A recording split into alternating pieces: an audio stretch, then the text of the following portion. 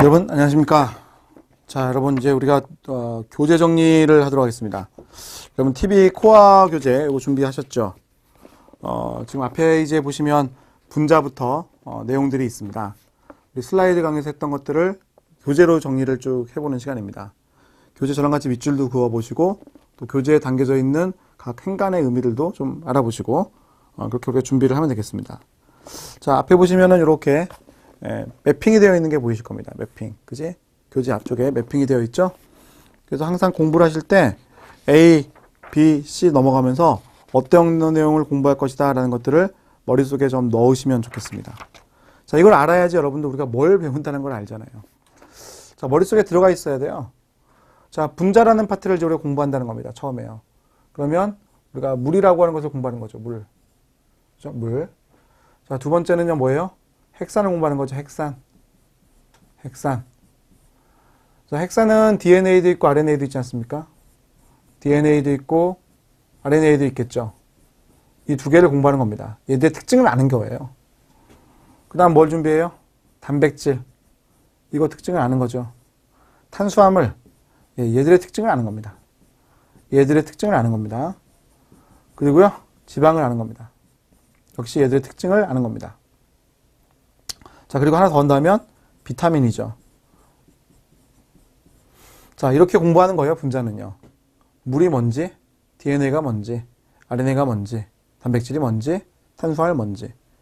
그지? 지방, 비타민. 얘들이 다 아는 거예요. 자, 그러면 문제 맞출 수 있죠. 뭐가 나왔을 때 문제 맞출 수 있는 겁니다. 예. 자, 이렇게 우리 준비합시다. 오케이?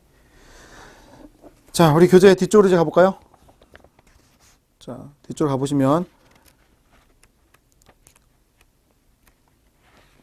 15페이지입니다. 15페이지. 자, 15페이지. 생명과학의 접근 체계라는 용어가 나왔죠. 자, 교재 거기 첫 번째 페이지잖아요. 교재 15페이지입니다. 자, 생명과학의 접근 체계. 일반학 교재에서 다루는 생물학의 범위는 생물권, 군계, 군집, 개체군, 개체, 기관, 조직, 세포, 분자 순이다 이렇게 했습니다. 자, 이거 어떻게 본 거예요? 아주 큰 넓은 의미에서 좁은 의미로 간 거죠. 그죠? 생명체를 이루는 가장 기본적인 것이 분자입니다. 분자. 지금 분자 이거 한 거죠? 분자 이거 한 거예요. 자, 분자 한 겁니다. 분자. 자, 이 분자라는 걸 우리 공부를 해나가는 건데 이 분자에 대해서 공부를 할 때 분자가 뭐가 있는가 따져보는 거죠. 자, 우리 교재는 역순으로 간 거예요. 분자를 먼저 배우겠다. 세포에 들어있는 것 중에 분자를 배운다. 올라가면요, 세포죠. 얘들이 들어가 있는 게 세포지 않습니까? 얘들이 들어가 있는 게 세포입니다. 그럼 세포를 배우죠. 자, 더 가요. 조직. 같은 종류의 세포로 이루어져 있는 건 조직이죠. 조직. 자, 조직들이 모입니다. 그럼 뭐가 돼요? 기관. 조직이라고 하는 것은 동물세포의 경우에 조직이라고 하는 것은 상피조직, 결합조직, 근육조직, 신경조직, 이 네 가지가 있죠. 자, 이 네 가지의 조직이 모여서 기관이 된다. 심장, 신장, 폐, 위, 소장 이런 게 기관이죠. 그런 것들을 만드는 거예요. 그럼 기관들이 모여서 기관계를 이루고 그 기관계, 호흡계, 소화계 이런 기관계가 모이면 개체가 되죠. 개체들이 모이면 개체군이 됩니다. 개체라고 하는 것들은 여러분 잘 아실 거고 우리들이 개체잖아요. 그죠? 개체군이라는 게 이제 있을 텐데 개체군. 개체군은 한 종입니다. 한 종. 한 종. 그런데 특징이 뭐냐면 한 서식지예요. 한 서식지. 한 서식지에 살고 있는 한 종. 한 서식지에 살고 있는 한 종. 이걸 우리가 개체군이라고 부른다는 거죠. 개체군. 뭐 예를 들어서 한 서식지니까 우리 대한민국 얘기해볼까요? 대한민국. 대한민국에 살고 있는 한국 사람들. 그게 개체군이죠. 그렇죠? 네. 자, 일본에 살고 있다. 일본 사람들.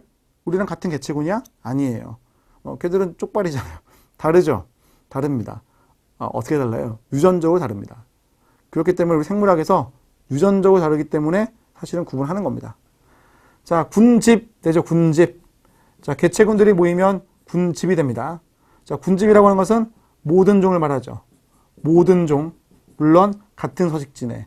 같은 서식지에 살고 있는 것들은 모든 종 했을 때 군집입니다. 군집. 더 올라가요. 그럼 뭐가 됐어요? 군계 생물권 가죠? 군계는 생태계를 말하는 겁니다. 생태계. 수생물 군계, 육상생물 군계, 이런 것들이 군계죠. 더 올라가면 생물권, 지구 전체, 생물 살고 있는 그 권역, 그거를 우리가 생물권이라고 부르는 거죠. 자, 우리는 여기까지 쭉 갈 거예요. 쭉 가서 하나하나씩 배울 거죠. 분자라는 게 A 단원이고요. 생태학 가면 이런 것들을 배우는 거예요. 진화학에서는 얘들의 변화 과정을 보는 거고요. 그럼 Z까지 쭉 가는 겁니다. A부터 Z까지 아래 단계부터 윗 단계로 올라가는 거죠. 무슨 말인지 갑니까? 그래서 A 단원은 제가 분자라는 걸 알려드리는 것이고, B와 C 단원은 세포에 대한 걸 공부하는 겁니다. 세포. D도 세포네요. D도 세포죠. 세포에 분열이 되는 걸 보는 거니까. 그 다음에 2단원부터 이어지는 내용들은 세포에서 일어나는 현상들을 공부하는 겁니다. 현상들. 어디까지? K까지. K까지요. 그 다음 L과 M 가면 그때부터는 기관들, 동물들에 대한 얘기를 할 거예요. 알겠죠? 우리가 그렇게 흘러갈 겁니다. 자, 교재 다음 장 넘겨보시고요. 19페이지로 가보십시다. 19페이지. 물이죠.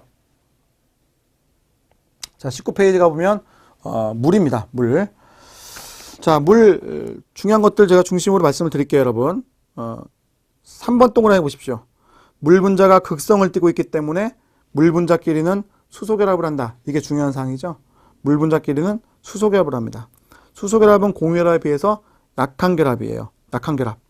자, 물 분자가 있을 때 물 분자 간의 수소결합, 약한 결합이죠. 자, 근데 이 결합이 금방금방 끊어지지만 워낙 물 분자가 많기 때문에 강하게 결합했죠. 그래서 어떻게 됐어요? 4번 보시면 물은 응집현상, 온도 조절 능력, 4도씨에서 밀도가 더 높다. 누구보다요?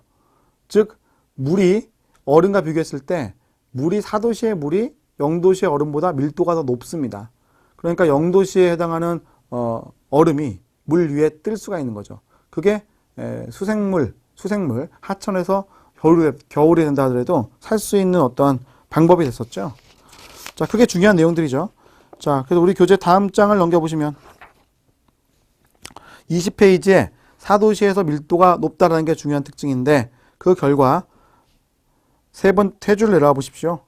액체 상태의 물 위에 얼음이 떠요. 그 결과 수중생물이 생존할 수 있었다는 거죠. 생명체의 생존에 매우 중요한 요소가 된 것이다 라는 거죠. 자, 그 다음 그 아래에 가보시면요. 용메로스의 성질 중에 두 번째 줄 끝에 가보세요. 극성을 띠거나 이온성이라면 물에 대해 친화성이 높다. 그게 이제 친수성이죠. 그럼 친수성이다 라는 겁니다. 친수성. 친수성을 띠고 있다는 것은 극성이다 라는 거예요. 극성. 친수성은 극성이죠. 극성. 자, 극성인 것은 되게 뭐 이온이라든지 이런 것들인데, 극성 분자들 이온. 대부분은 극성들이에요. 뭐 예를 들면 핵산 있죠. 핵산. DNA, RNA. 이거 다 극성이죠. 또 단백질. 이거 다 극성이고요. 또 탄수화물. 이거 다 극성이에요. 그러니까 대부분의 생체 내 분자라고 하는 것들은 대부분 다 극성입니다. 자, 반면에 우리가 소수성이라고 하잖아요. 소수성이라고 하는 것들은 비극성이라고 부를 수가 있는데, 비극성 분자. 물과 친하지 않습니다. 물은 극성 분자잖아요. 물과 친하지 않죠? 이런 것들 누가 있어요? 지방이죠. 지방. 이렇게 구분하지 않습니까? 이렇게 구분해야 됩니다. 자, 그래서 소수성인 것들, 물과 친한 것들은 친수성, 비극성이어서 물을 미료한 성질이 있는 것들, 지방, 이런 것들은 소수성이죠. 자, 이렇게 물에 대한 정리를 우리가 하는 겁니다. 자, 그 다음 21페이지로 가봅시다. 21페이지. 자, 핵산이죠. 핵산. 자, 1번 동그라미 여러분, CHOMP로 되어 있다라는 게 특징이죠. P에 동그라미 하셔야 돼요. 자, 핵산이라고 하는 것은 이 인산기를 가지고 있는 특징입니다. 핵산이라고 하는 애들은 이 인산기를 가지고 있는 특징이에요. CHOMP라는 걸 구성되어 있을 때 핵산은 인산기 가지고 있습니다. 반면에 단백질은 황을 가지고 있습니다. 그게 차이점이기 때문에 아셔야 돼요. 자, 그 다음 2번 동그라미 보시면 유클레오티드가 단위체이고 인산과 오탄당과 염기로 이루어져 있다고 되어 있죠. 인산, 오탄당, 염기로 이루어져 있는 것을 유클레오티드라고 부른다. 유클레오티드. 자, 저 밑으로 내려가 볼까요? 자, 그림 밑에 중간에 진핵세포의 경우에는 핵이 존재한다. 그리고 인산기가 음전하를 띠고 있다. 여기 보시면 이제 음전하를 띠고 있죠. 음전하. 음전화 마이너스 되어 있죠. 자, 음전화를 띠고 있는 게 특징입니다. 이거 핵산 무슨 전화 띠는 거예요? 음전화 띱니다. 왜요? 인산기 때문에. 인산기 때문에 음전화를 띠는 게 특징. 자, 그 다음 내려가 보시면 세줄 내려갔을 때 자, DNA에는 A, U, CG 있습니까? A, T, CG 있죠? 자, DNA는요. C, T, A, G. 자, 이렇게 구성되어 있죠. 네? DNA는 C, T, A, G 이렇게 구성되어 있는 게 특징입니다. 반면에 RNA는 이 T 대신에 U가 들어가 있죠. RNA는 T 대신에 U가 있는 게 특징입니다. 그래서 RNA건 DNA건 네 종류 연기로 구성이 되어 있는데 그때 DNA는 A, T, C, G, RNA는 A, U, C, G로 구성되어 있다는 것을 아셔야 됩니다. 자, 다음 3번. 자, DNA의 중합체는 두 가닥이 서로 붙은 이중나선 구조가 가지고 있고 RNA는 한 가닥짜리였죠. 이것도 기억하셔야죠. 자, 그리고 또 하나 있죠. 자, 오탄당에 대한 얘기죠. 오탄당에 대한 얘기. DNA의 경우에는 2번 탄소에 H가 있고요. RNA의 경우에는요. 2번 탄소에 OH가 있다. 이거 기억하셔야죠. 자, DNA의 경우에는 2번 탄소에 H가 있고 RNA의 경우에는 2번 탄소에 OH가 있다는 것을 기억하셔야 됩니다. 자, 22페이지로 넘어가 보십시다. 자, 22페이지. 자, 5번 동그라미입니다. 5번 동그라미. 자, DNA는 유전 정보를 적어 놓은 원본 책과 같다. 그래서 한 생명체가 가지고 있는 세포가 전부 다 뭐예요? 다 동일한 DNA를 가지고 있습니다. 제 몸에 세포가 10조 개가 있는데 그 10조 개의 세포가 전부 다 똑같은 DNA로 구성이 되어 있습니다. 그런데 세포가 다 다른 이유는 뭐야? 그 유전자는 똑같지만 그 유전자라는 것들로부터 만들어지는 RNA의 종류가 다양하기 때문에 그렇죠. 자, 그래서 보시면요. 자, 세포들마다 저마다 필요한 일부의 정보를 RNA로 만든다. 그때 이러한 과정을 전사라고 하는 거죠. 그래서 RNA 종류는 다양하게 있는 것인데 그 종류들 mRNA, rRNA, tRNA 등등이 있습니다. 이거는 각각 하는 일에 따라서 이름들을 붙여놓은 거예요. mRNA라고 하는 것은 메신저를 전달한다. 유전 정보를 가지고 있는 RNA. tRNA는 운반을 한다. 트랜스퍼 RNA라고 해요. 아미노산을 운반한다. rRNA는 리보솜을 구성하는 RNA다. rRNA. 자, 6번을 보시게 되면요.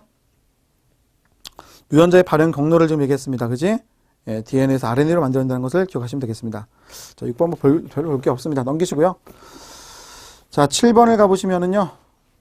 그 정보의 흐름에 대한 것을 센트럴 도그마라는 형태로 표현을 해놨습니다. 바로 이 그림인데 이 그림 뒤에 가면 자세하게 우리가 공부할 거니까 일단 여러분 DNA가 두 가닥이라는 거 기억하시고요.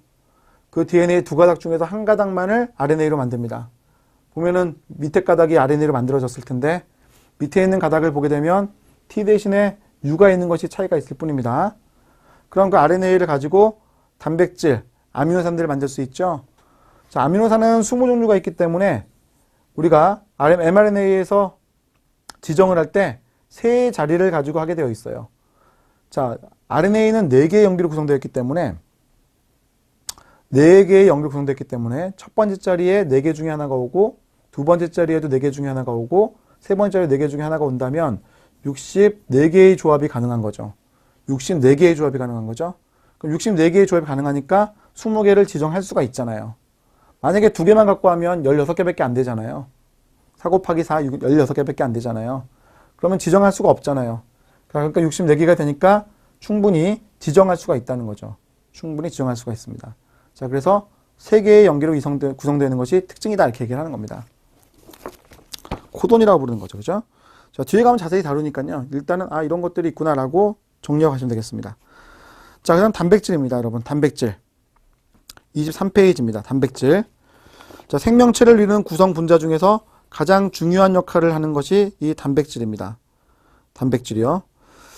자, 그 다음 줄에 보시면 20종류의 아미노산들이 연결되어 있는 게 특징입니다. 중합이 된다. 아미노산끼리 지금 탈수 축합 반응을 통해 가지고요. 붙었다라는 게 중합이잖아요. 자, 중합이 되었다는 게 특징입니다.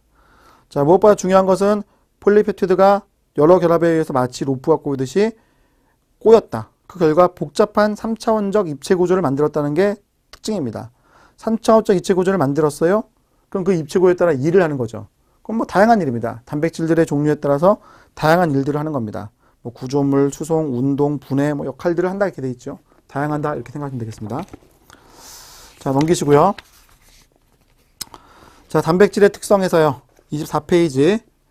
구성 원소로서 CHONS가 있다. 자, S 여러분 동그라미 딱 하셔야 돼요. 그지? S라고 하는 걸 가지고 있는 게 특징입니다. S. S를 가지고 있죠. S. 황. 자, 황을 가지고 있는 것은 메티오닌. 여기 메티오닌. 여기 이제 황 있죠. 자, 그 다음 시스테인. 여기 시스테인. 여기 황 있죠. S. 자, 단백질은 20개의 아미노산이 있는데 그 중에 이 둘이 황을 가지고 있습니다. 그래서 황이 없으면 단백질들이 제대로 안 만들어져요. 이 두 개가 없기 때문에 단백질 구성이 안 되는 겁니다. 인이 없으면 핵산 구성이 안 되는 것이고. 자, 그래서 내용 보시게 되면요. S라고 하는 것이 중요하다는 것이고요. 자, 그 밑에 보시면요. 메티오닌이라고 하는 것은 단백질이 만들어질 때 가장 앞쪽에 위치하고 있는 아미노산이고요. 시스테인은요. 황을 이용해서 이황화결을 만드는 게 특징이죠. 3차원적 구조를 만들 때, 단백질 3차원적 구조를 만들 때 이황화결합이라는 현상을 이용한다는 게 중요합니다. 자, 그 다음 2번 동그라미 가보시면요. 아미노 종류 20종류가 있다는 거죠. 이들을 우리가 단위체라고 부른 거고요. 자, 그 밑에 있는 내용들은 여러분 뭐 크게 관심 가질 거는 별로 없습니다. 자, 그 다음 25페이지 가보시면 아미노산 20종류의 것들이 나와 있고요. 자, 다음 주 넘기시고요. 26페이지 4번 동그라미 가보시면 이거는 뭐 중요할 수 있죠. 사람의 경우에 체내에서 합성할 수가 없어요. 합성할 수가 없기 때문에 8개 종류. 성인의 경우에는 8종류죠. 성인의 경우에는 8종류. 성인의 경우에는 8종류. 유아의 경우에는 8종류 더하기 2개가 더 들어갑니다. 히스티딘하고요. 히스티딘하고 아르기닌이 있는데 이 두 가지가 더 들어가요. 그래서 얘들을 뭐라고 불러요? 필수 아미노산이라고 부르죠. 섭취를 하지 않으면 우리 몸에서 만들 수가 없기 때문에 우리가 필수 아미노산이라고 부르게 되어 있습니다. 자, 그 다음 27페이지. 자, 이게 중요한 내용입니다. 단백질에서는 입체 구조가 중요한 내용이에요. 자, 먼저 1번 동그라미 보시면요. 생명체 내에서 자유에너지에 의해서 자발적으로 형성됩니다. 스스로. 자발적으로 만들어진다. 자, 저 밑으로 그림 밑으로 가보시면요. 1차 구조. 아미노산은 펩티드 결합에 의해서 길게 일렬로 연결되는 것이 1차 구조입니다. 자, 이렇게 아미노산끼리 연결되어 있는 구조를 우리가 폴리펩티드라고 부르죠. 폴리펩티드라고 한다라는 겁니다. 폴리펩티드. 즉 DNA의 정보에 의해서 아미노산들이 순서대로 나열이 되는데 걔들끼리 붙었어요. 그런 것들을 우리가 폴리펩티드라고 부른다는 거지. 자, 걔가 이제 복잡하게 꼬이기 시작하는 거죠. 복잡하게 꼬이기 시작하는 거죠. 자, 이런 그림처럼 복잡하게 꼬입니다. 자, 이건 폴리펩티드인데 이 폴리펩티드가 입체 구조를 가지는 폴리펩티드로 바뀌는 거예요. 두 번째 나타나는 구조는 알파나선 구조와 베타 변품 구조죠. 28페이지 2차 구조. 폴리펩티드에서 한 펩티드기에 그 폴리펩티드가 그 다음 줄을 바로 갑시다. 수소결합에 의해서 자연적으로 형성이 되는 것이다. 그럼 2차 구조라고 하는 것은 반복적으로 꼬이는 알파나선 구조와 반복적으로 접히는 베타 병풍 구조가 있다라고 되어 있습니다. 그래서 얘들을 2차 구조는 수소결합이 있는 게 중요한 거고요. 수소결합이 중요한 것이고 알파나선 구조와 베타 병풍 구조를 가진다는 게 중요한 겁니다. 그럼 알파나선 구조와 베타 병풍 구조가 두 번째로 2차 구조에서 나타나게 되었고 그 다음 세 번째로 가는 구조가 3차 구조인데 얘들은 복잡하게 꼬이는 거라고 그랬어요. 자, 3차 구조를 보시겠습니다. 28페이지 아래쪽 가면 3차 구조. 자, 폴리펩티드라고 하는 것들이 복잡하게 꼬여서 입체 구조를 만드는 거예요. 그래서 그 다음 줄 보시면 3차 구조를 형성하는 데 관여하는 힘이 있는데 그건 수소결합, 이온결합, 소우성 상호작용, 이황화결합 이렇게 다룬 거죠. 수소결합, 이온결합, 소우성 상호작용, 이황화결합. 그 중에 중요한 게 바로 이황화결합이죠. 공유결합이고 이 결합이 3차 구조를 이루는데 가장 중요하다. 꼭 기억하셔야 됩니다. 3차 구조를 이루는데 가장 중요한 결합, 공유결합인데 이름이 이황화결합이야. 왜? 황 두 개가 참여했다. 황 두 개가 참여했죠. 자, 이런 것을 우리가 이황화결합이라 불러요. 시스테인이라고 아미노산 두 개가 붙었다는 얘기죠. 자, 29페이지 4차 구조입니다. 자, 4차 구조라고 하는 것은 갈 수도 있고 안 갈 수도 있는 거예요. 어떠한 단백질은 여기까지 가서 끝나. 3차 구조에서요. 근데 어떠한 단백질들은 4차 구조까지 갈 수도 있는 거죠. 자, 4차 구조라고 하는 것은 자, 세 번째 줄에 있죠. 두 개 이상의 폴리페프티드가 각각 3차 구조를 가진 다음 결합하는 경우를 말한다는 겁니다. 대표적인 케이스가 누가 있어요? 헤모글로빈이 있죠. 자, 헤모글로빈 단백질이라고 하는 것은 두 개의 알파 사슬과 두 개의 베타 사슬이 붙어 있는 것이다.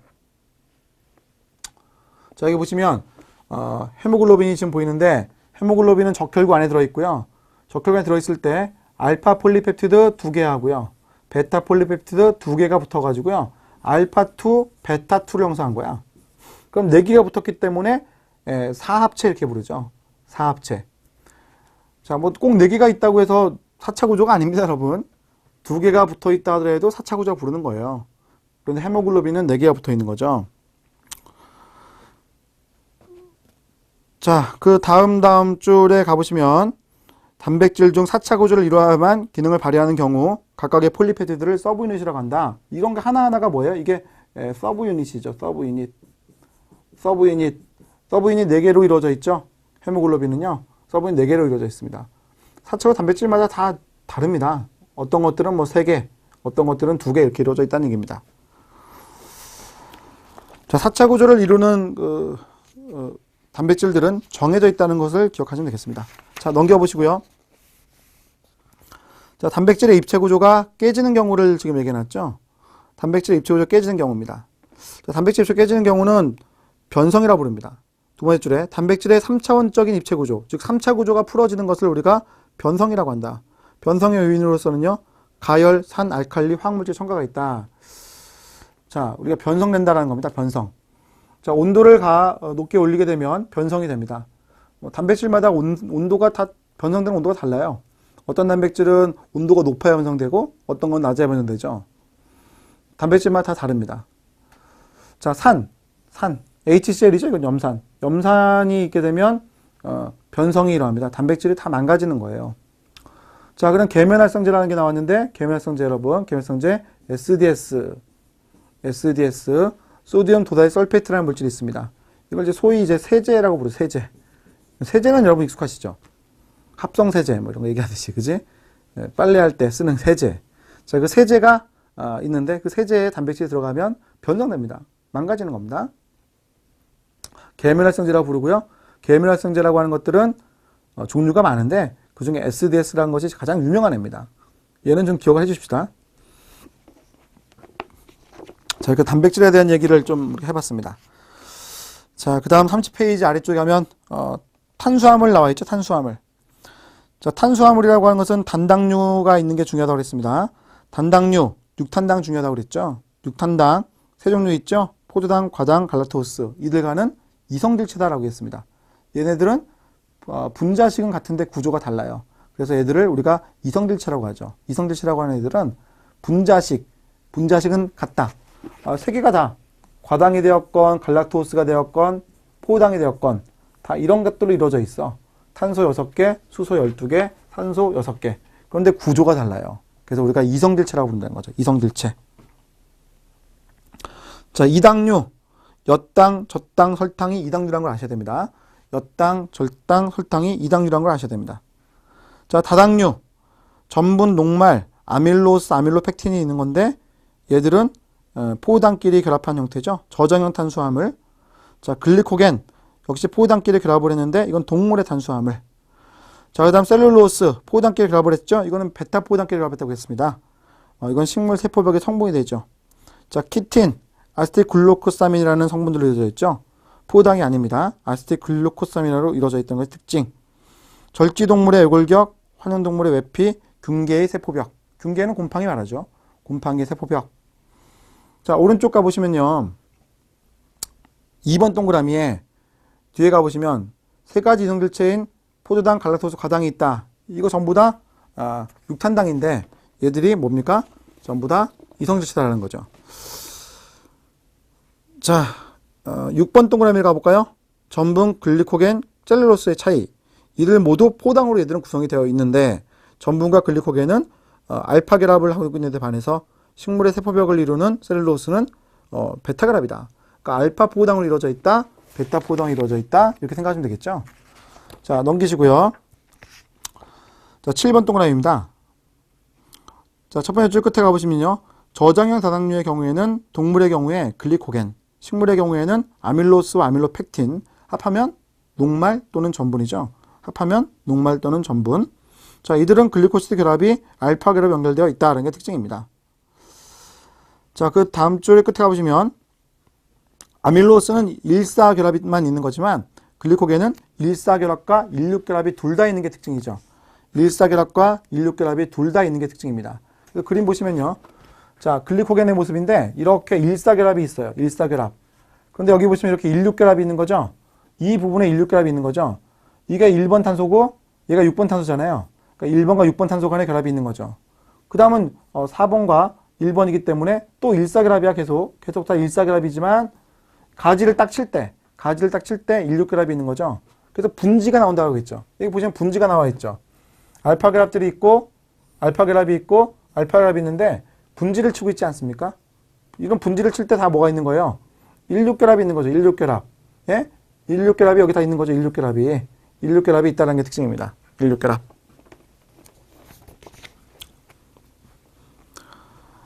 자, 그 다음 줄 보시면요. 구조 다당류는 동물의 경우에는 키틴, 식물의 경우에는 셀룰로스가 있다. 이들은 글리코시드 결합이 베타 결합이다. 즉 베타 포장이 이루어져 있습니다. 자, 그때 그 다음 줄에 가보시면요. 사람의 단백질 중에는 저장형 다당류와 같이 나선형을 이루는 다당류를 인식해 자르는 효소가 있어요. 사람, 동물에게 있습니다. 뭐가 있어요? 아밀라아제. 아밀라아제라고 하는 것은 이런 애 자를 수 있어요. 아밀라아제라고 불리우는 효소가 있습니다. 이제 수능에서는 아밀레이즈라고 좀 바꾸고 있는데요. 아밀레이즈 또는 아밀라아제라고 하는 것은 저장형 탄수화물을 쪼개는 거예요. 그러면 녹말이라든지 또는 글리코겐 이런 것들은 분해할 수가 있는 게 누굽니까? 아밀레이즈입니다. 그런데 셀룰라제라는 게 있습니다. 셀룰라제 이렇게 부르는 게 있어요. 자, 셀룰라제라고 하는 것은 셀룰로스를 분해할 수 있습니다. 셀룰로스를 분해할 수 있어요. 우리 동물은 아밀레이즈를 갖고 있습니다. 세균은요, 셀룰라제를 갖고 있거든요. 세균은 셀룰라제를 갖고 있기 때문에 셀룰로스를 분해할 수가 있습니다. 자, 소 뭐 갖고 있죠? 소는 아밀라제를 갖고 있습니다. 소가 아밀라제를 갖고 있거든요. 그런데 소가 풀을 뜯어 먹습니다. 그럼 식물의 세포벽에는 셀룰로스가 들어있는데 분해할 수 있어요. 왜? 소의 혹이라는 것이 있습니다. 소는 위가 4개가 있어요. 하나는 혹이, 하나는 벌집이, 하나는 겹주름이, 하나는 주름이 이렇게 4개의 위가 있거든요. 그 중에 혹위라고 하는 곳에 이 셀룰라제를 분비할 수 있는 세균이 살고 있습니다. 그 세균이 얘들을 분비하기 때문에 소가 풀을 뜯어 먹는다 하더라도 분해할 수가 있는 거잖아요. 그지? 자, 기억합시다. 동물은 아밀라제 갖고 있고요. 세균은 셀룰라제 갖고 있습니다. 자, 그럼 자르게 된다면 그렇다면 이용할 수 있는 거죠. 자, 구조다당류의 경우에는 3차원적이 다르기 때문에 아밀라제는요. 조조다당류를 자르지 못한다라는 겁니다. 그 얘기를 하고 있는 거예요. 자, 그 다음 지질 쪽으로 이제 넘어가 볼까요? 자, 지질입니다. 자, 지질. 자, 1번 동그라미 CH5로 주로 구성이 되어 있다. 탄소, 수소, 산소죠. 인지질의 경우에는 질소, 인 들어가 있기도 하죠. 자, 3번 가보시면요. 지질은 단위체가 중합하는 거대 분자와는 달리 중합체를 이루지 않는다. 중성지방이라든지 인지질은 자기들끼리 그냥 모일 수가 있어요. 그러니까 중합체를 굳이 만들 필요가 없다는 거죠. 지들끼리 뭉치기 때문에. 반면에 핵산, 탄수화물, 단백질, 앞에서 봤던 것들은 전부 다 중합체를 이룰 수 있는 애들이죠. 자, 지질의 종류입니다. 4번 동그라미. 중성지방. 지방산 3개와 글리세롤 한 분자가 에스테르 결합을 형성했죠. 지방산 3개와 글리세롤 한 분자가 에스테르 결합입니다. 이건요. 에스테르 결합이죠. 에스테르 결합입니다. 에스테르 결합을 형성할 수가 있습니다. 자, 그 다음 저 밑으로 가보시면 그림 밑에 인지질. 지방산 2개와 글리세롤 한 분자 그리고 인산기가 결합해서 만들어지는 것이다. 자, 그 다음 줄 구조적인 특징은 인산기 쪽은 친수성인데 지방산 쪽은 소우성이에요. 그래서 수용액에 넣으면 인지질 분자가 모인다는 거죠. 그걸 밑재라고 부르는 거죠. 자, 이와 같은 구조가 만들어진 것이 인지질이죠. 인지질 분자를 물속에 집어넣어요. 그럼 이와 같은 미셸 구조가 만들어질 수 있죠. 이걸 미셸 구조라고 부르죠. 미셸 구조. 근데 또 이와 같은 막을 만들 수도 있죠. 미셸 구조라고 부르는 거 아닙니까? 미셸 구조. 자, 근데 얘는 뭐예요? 막이죠, 막. 인지질 이중충이다 이렇게 표현하죠. 인지질 이중충이다 이렇게 표현합니다. 인지질 이중충. 인지질이 두 겹으로 되어 있으니까 인지질 이중충이라고 표현하죠. 자, 미셸 구조를 만들거나 인지질 이중충을 만들 수 있는 것이 특징입니다.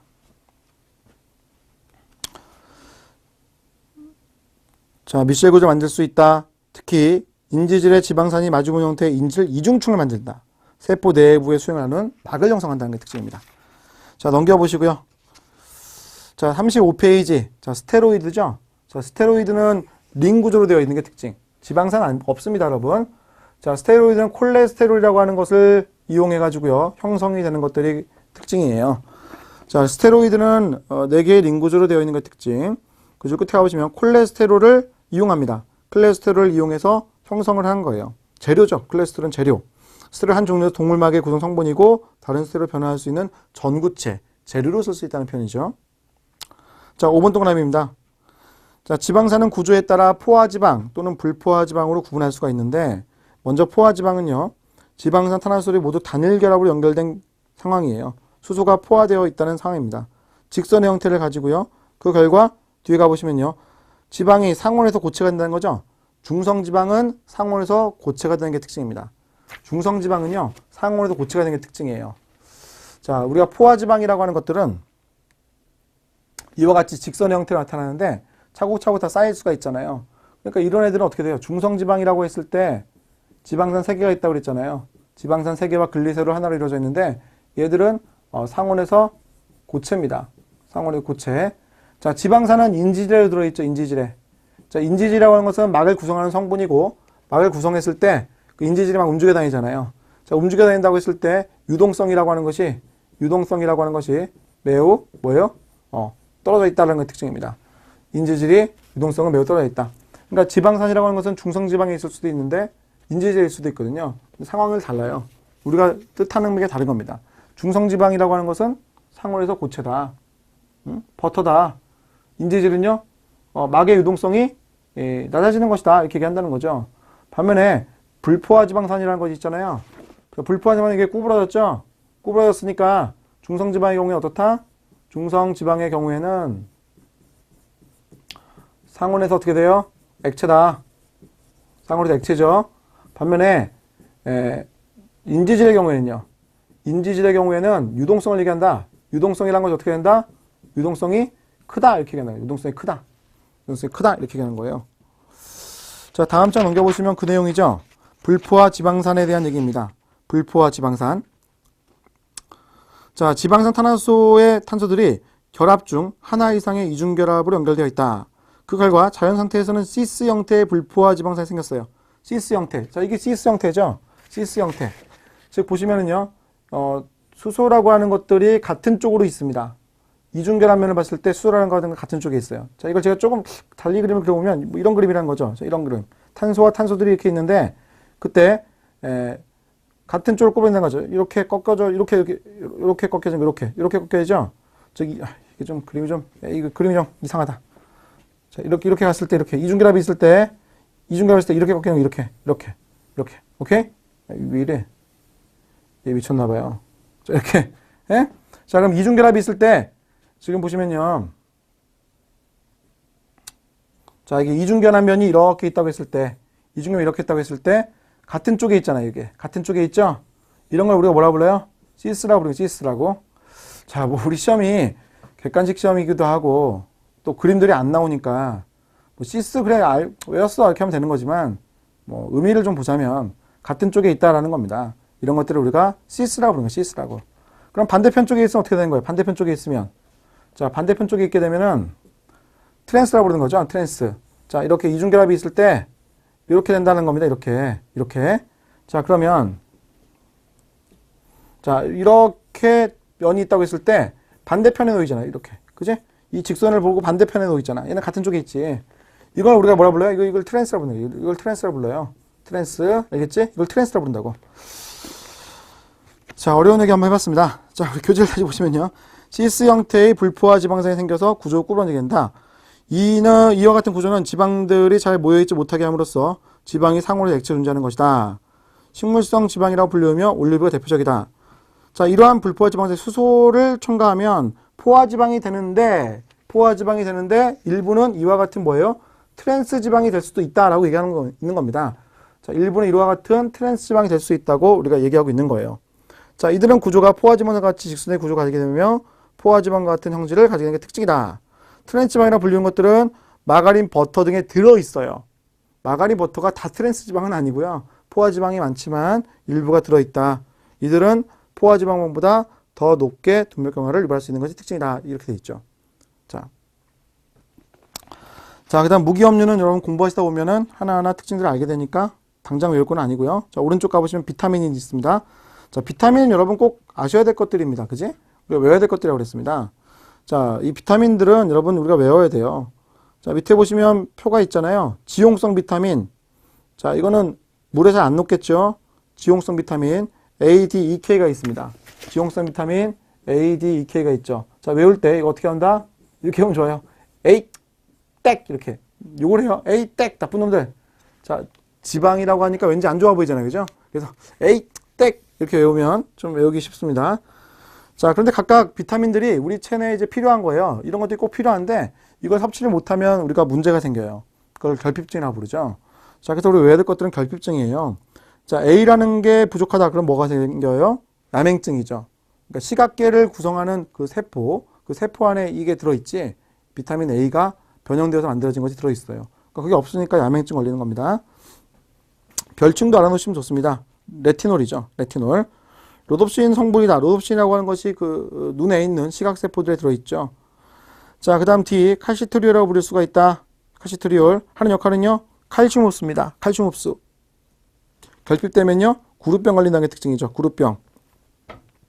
자, 비타민 E, 토코페롤, 이거는 별칭만 좀 알아주시면 좋겠습니다. 자, 비타민 K, 뒤에 가보시면요, 혈액 응고가 안 되게 된다. 비타민 K가 없으면 혈액 응고가 안 된다라고 생각하시면 되겠습니다. 자, 수용성 비타민 B12번은 아시는 게 좋겠습니다. 비타민 B12번 뒤에 가보시면 악성 빈혈이다.